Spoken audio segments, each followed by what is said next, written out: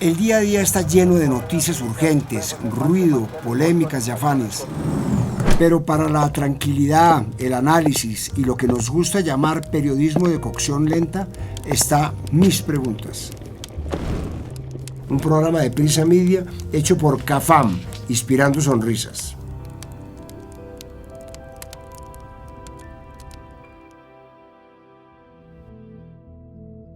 Comienza un año nuevo y muchas personas buscan en todos lados señales de la fortuna que les traerá, entre ellos en los astros.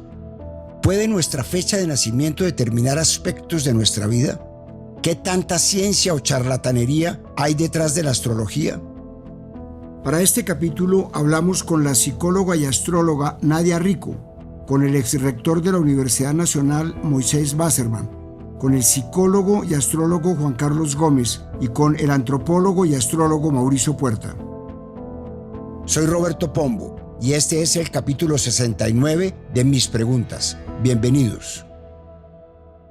Como muchas personas, he aprovechado esta época de vacaciones para descansar y para perderme en películas y en libros.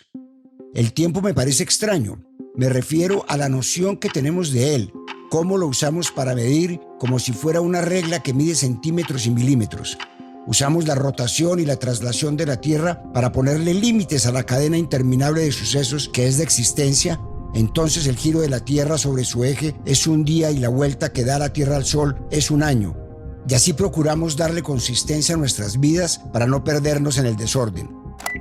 Pero como decía, aprovecho esta temporada de fin de año para ver películas y justamente una de las que vi fue Predestinación, una película de los hermanos Spierig sobre viajes en el tiempo. No se las voy a arruinar, pero en resumen, trata de un agente que viaja en el tiempo para salvar al mundo de un terrorista y plantea al final una paradoja sobre el libre albedrío. ¿Podemos decidir sobre nuestro destino o está fijado? Esta es una pregunta bastante antigua y que ha servido como argumento para cientos de libros y películas de ciencia ficción.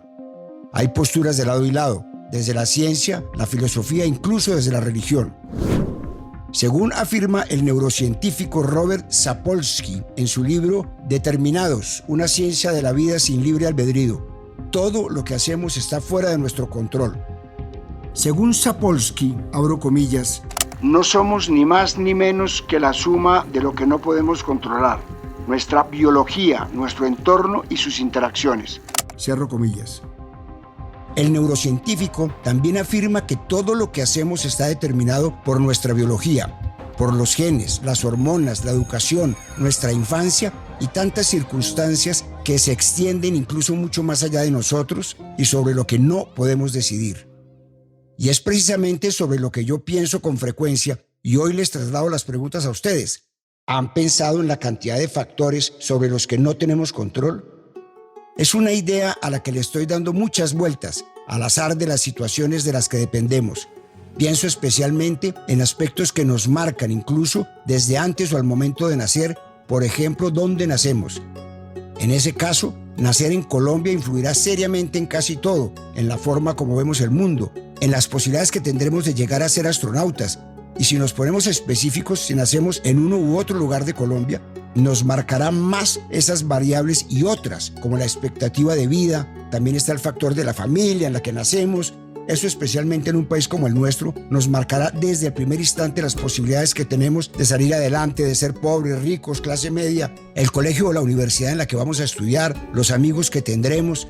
Incluso hay apellidos que casi garantizan que una persona no tendrá que usar transporte público nunca en toda su vida. Y claro, uno de los más importantes es el ADN. Ese factor sí que nos marca para siempre, desde aspectos físicos, ahora modificables gracias a la tecnología médica, hasta otros como el tono de voz, el sentido del humor, la posibilidad de que el cilantro nos sepa a jabón o el hecho de que seamos personas hacendosas o perezosas.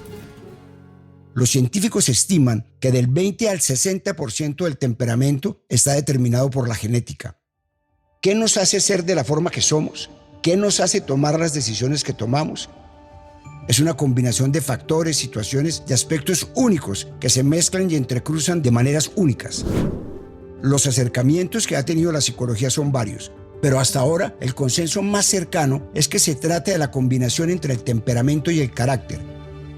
Entender por qué somos como somos, el proceso mental que nos lleva a tomar las decisiones que tomamos, ha sido objeto de estudio de la psicología, de la filosofía, de la antropología, pero también de otras prácticas, como es el caso de la astrología. Yo sé que esta práctica no goza de mucho prestigio entre los círculos más intelectuales y científicos, que es rápidamente etiquetada de charlatanería, pero voy a intentar profundizar en el concepto y hablar con varias personas para ir más allá de los horóscopos genéricos que aparecen en los periódicos y revistas cada día. En los últimos años, parece que muchas prácticas espirituales de las décadas del 60 y 70 de la nueva era han recobrado interés entre los millennials y la generación Z: cristales, yoga, el tarot, meditación y, claro, la astrología. Esta práctica ha tenido un resurgir. Parece que con la crisis de las religiones tradicionales, el estudio de los movimientos y la posición de los astros para predecir hechos y comportamientos ha ocupado su lugar.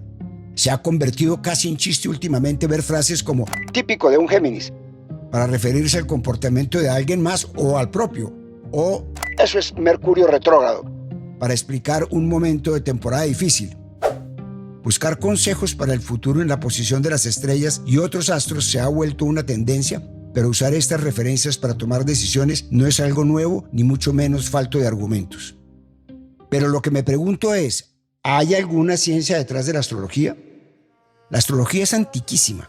Se dice que nació en Babilonia en el año 500 a.C., cuando los babilonios tuvieron que observar y estudiar detenidamente la posición y el movimiento de los astros y los planetas para reconocer sus patrones, lo que les permitió calcular y predecir matemáticamente las órbitas de los planetas y las estrellas.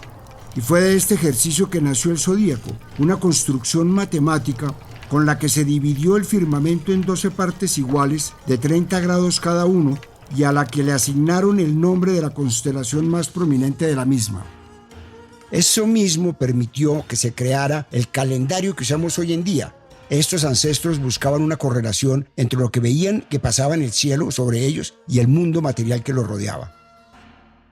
Veo que buscar respuesta en el cielo es una tendencia antiquísima, casi atávica. Entonces busqué al antropólogo y astrólogo Mauricio Puerta y le pregunté: ¿por qué la humanidad ha sentido la necesidad de buscar respuestas en las estrellas? Esto me contó. ¿Por qué la humanidad mira las estrellas? Porque imagínense, hace 6, 7 mil años, los sumerios, los árabes, mirando para abajo, lo que veían era pura arena. Pero mirar para arriba es un mundo infinito, lleno de estrellas, de preguntas, y de pronto allá están las respuestas.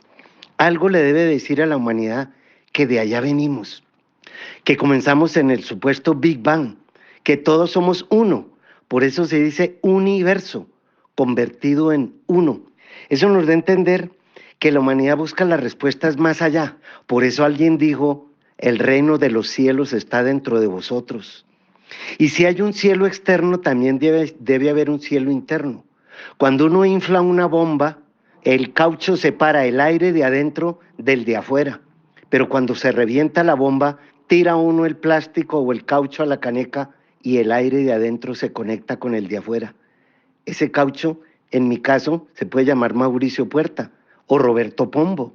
Cuando el cuerpo desaparece, lo que está adentro y lo de afuera son uno, universo, convertido en uno. Definitivamente, en el cielo está escrito el libreto de todos nosotros a través de lo que los antiguos llamaron su verdadera realidad, que hoy la llamaríamos mitos. Es un error pensar que esos mitos son solo mitos.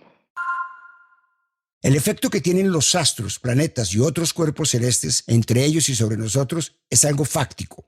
Voy a usar el ejemplo más citado y es el efecto que tiene la luna sobre nosotros.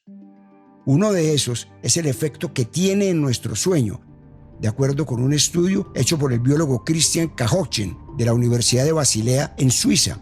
La luna llena puede provocar un sueño menos profundo y un retraso para la entrada del sueño REM. En los días previos y posteriores a la luna llena, las personas tardaron un promedio de 5 minutos adicionales en conciliar el sueño. Durmieron 20 minutos menos por noche y tuvieron un 30% menos de sueño profundo.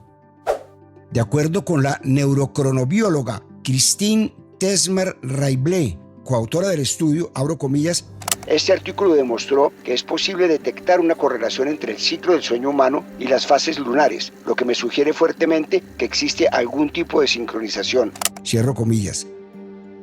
Pero no solo en los humanos tiene efecto la fase de este satélite.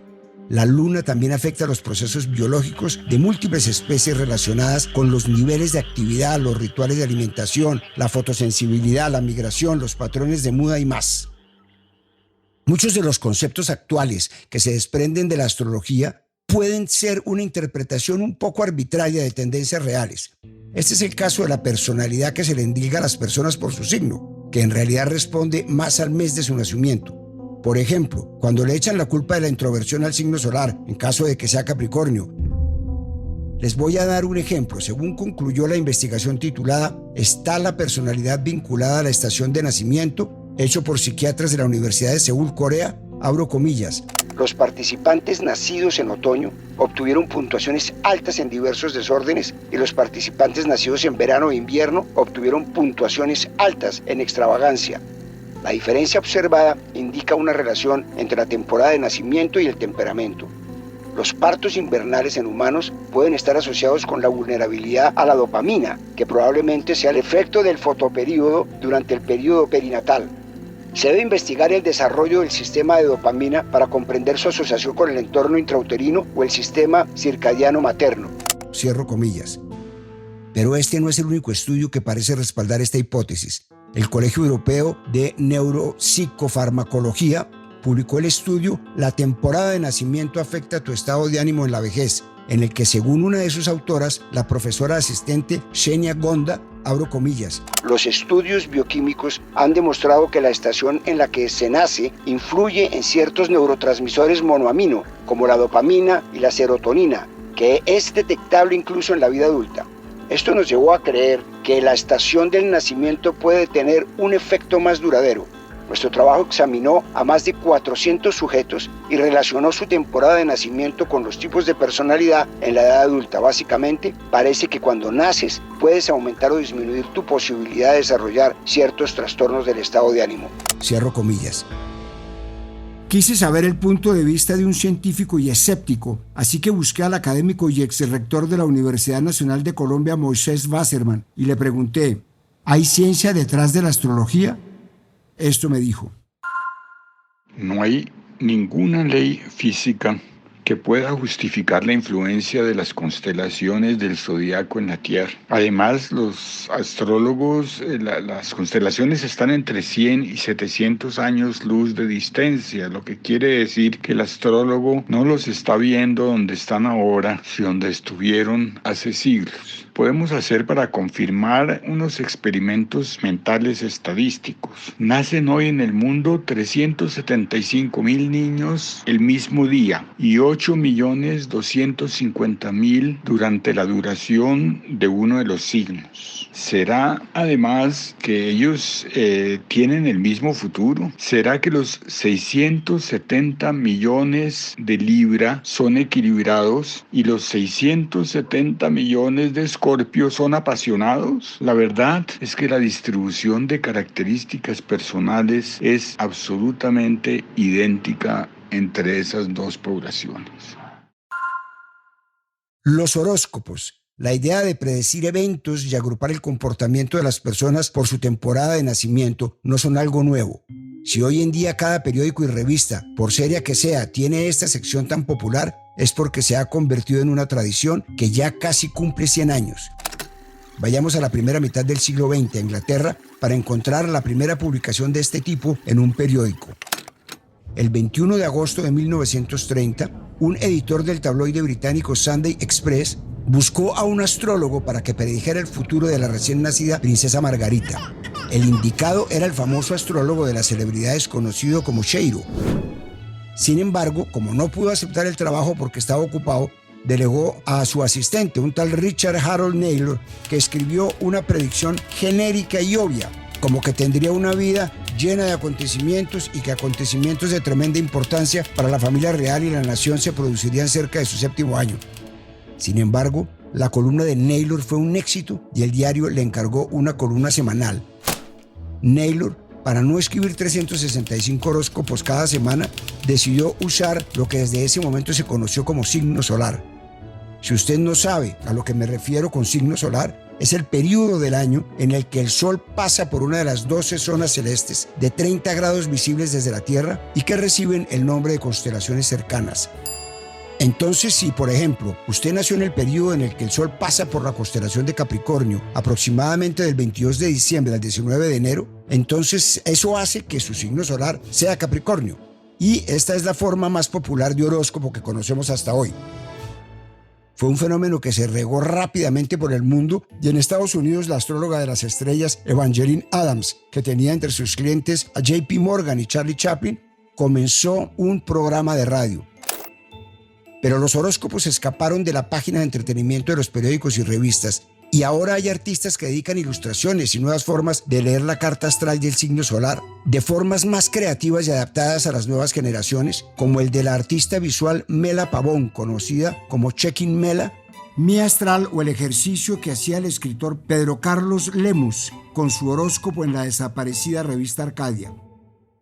Visto lo visto, el horóscopo y la astrología ganan cada vez más adeptos. ¿Por qué es tan popular esta práctica? Le pregunto a la psicóloga y astróloga Nadia Rico. Yo creo que tiene que ver con una pérdida de fe en la religión, en la política, en las ideologías que seguíamos casi a ciegas, porque así fue como lo aprendimos. Todo esto se ha ido derrumbando. La institución se ha venido quebrando desde el 2007 que Plutón entró en Capricornio. Capricornio tiene que ver con el status quo, con la tradición, la norma, y Plutón es el quiebre, la transformación, la muerte, y todo lo que toca a Plutón le saca su lado sombrío. Y esto es lo que ha pasado en los últimos años y muchas personas se han sentido sin apoyos, se han quedado un poco en el aire sin referentes, y ahí es cuando aparece la astrología. Este lenguaje simbólico que ha sobrevivido la Inquisición, ha sobrevivido el cristianismo, entonces trae un fundamento. Y lo bonito de lo simbólico es que no se agota. Por eso la psicología de Carl Gustav Jung se apoya en los símbolos, porque saca de aquí infinitas imágenes para poder traducir lo que nos pasa adentro. Y esto es lo que hace la astrología, a través de los planetas y los ciclos. Por eso yo encuentro maravilloso que la gente esté más abierta a la astrología. No es una herramienta para todo el mundo, pero si te llama, lo mejor que puedes hacer es abrir la puerta. ¿Por qué? Porque vas a poder corroborar que haces parte de un todo, que eso que te está pasando ahora trae un sentido más amplio detrás. Somos parte como de un gran reloj cósmico y de alguna manera comprender esto alivia una cuota de sufrimiento en nuestra vida. La astrología moderna se ha emparejado con otra tendencia actual, la del coaching. Las nuevas generaciones han puesto sobre la mesa un tema importante, el de la salud mental y el bienestar, y muchas personas, también horoscopistas, psicólogos y coaches, han aprovechado este boom para convertirse en una especie de terapeutas.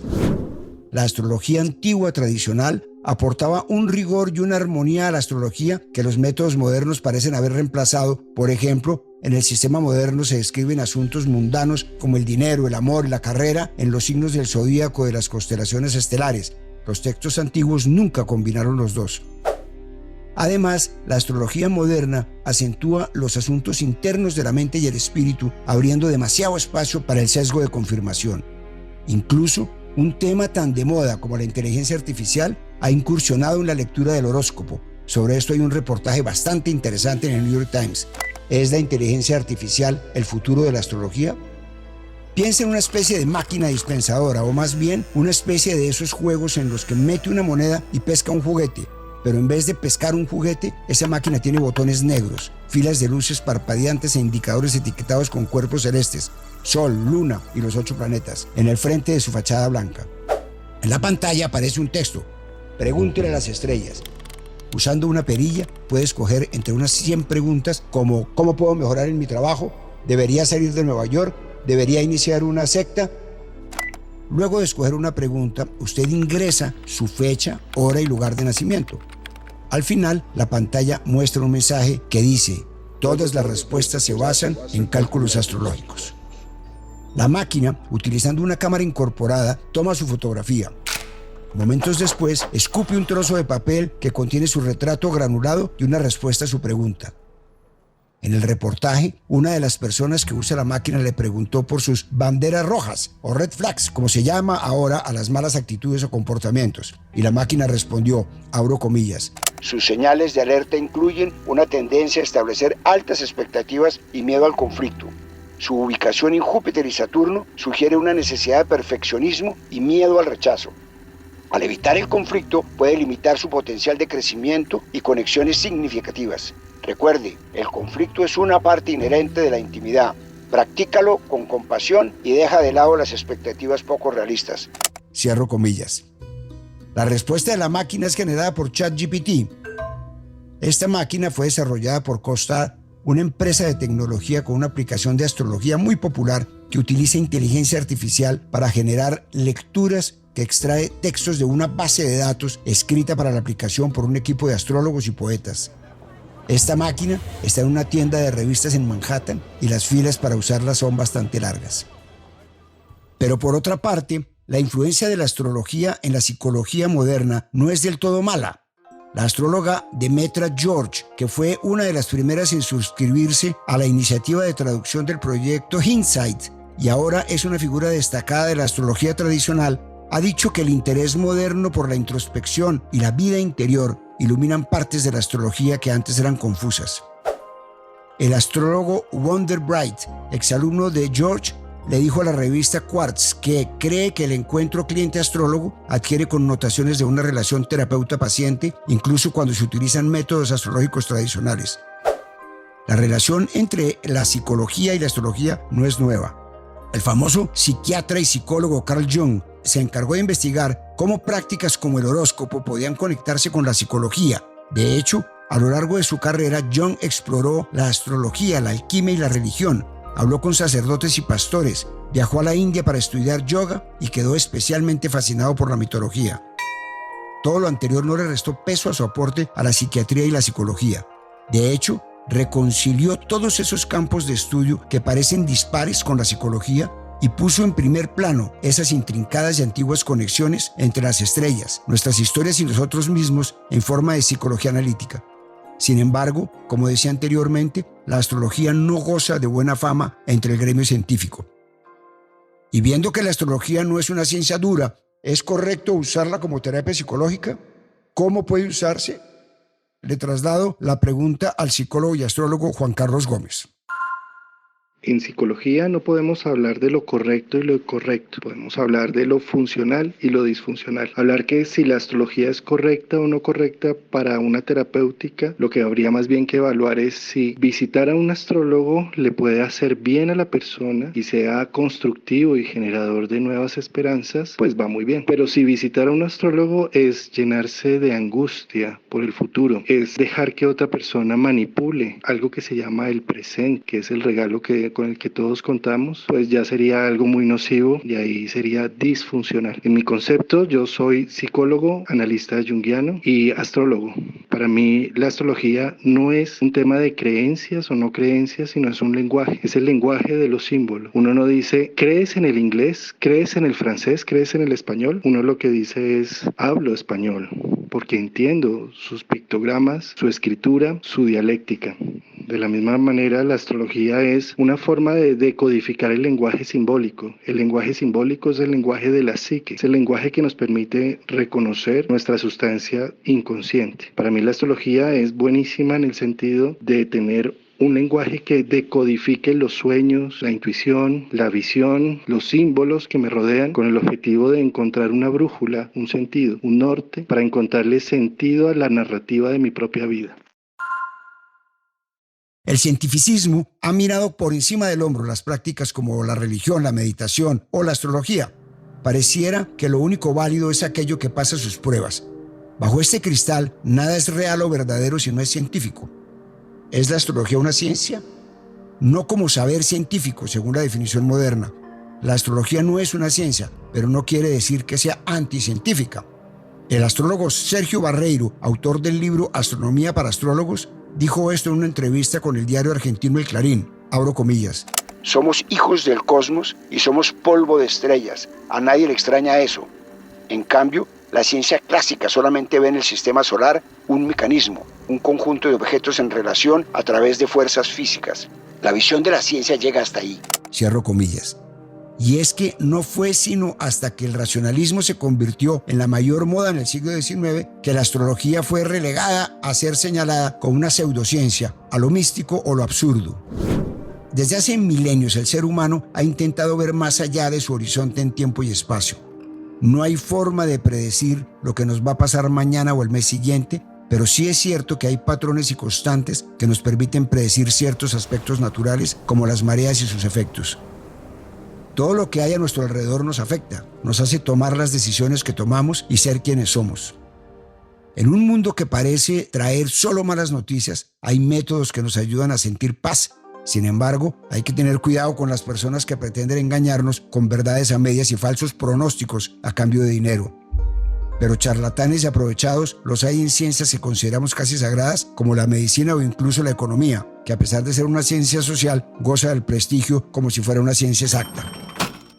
La posición de Júpiter nunca nos va a sugerir que compremos eso que siempre hemos querido, ni la alineación de la Luna con Marte significa que debemos sospechar de nuestra pareja.